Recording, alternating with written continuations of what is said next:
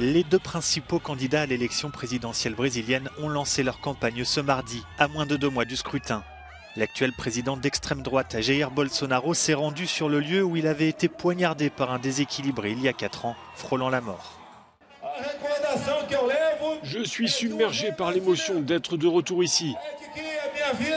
Ce qui s'est passé m'a conduit à une renaissance, m'a sauvé pour devenir président de la République. Ce qui a été la meilleure chose pour notre pays. Depuis quelques semaines, le chef de l'État ne cesse de remettre en cause la fiabilité du système électoral, faisant craindre qu'il ne reconnaisse pas le résultat en cas de défaite.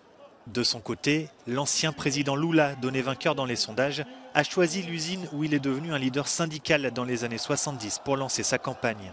Il s'est directement adressé au camp Bolsonaro, critiquant la gestion de la crise du Covid. Vous avez été négationniste, vous n'avez pas cru à la science, vous n'avez pas cru à la médecine, vous n'avez pas cru au gouverneur.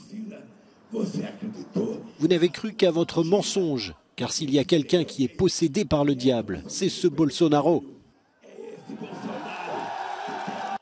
Président du Brésil entre 2003 et 2010, Lula a récemment retrouvé ses droits politiques après l'annulation de ses condamnations dans une affaire de soupçon de corruption.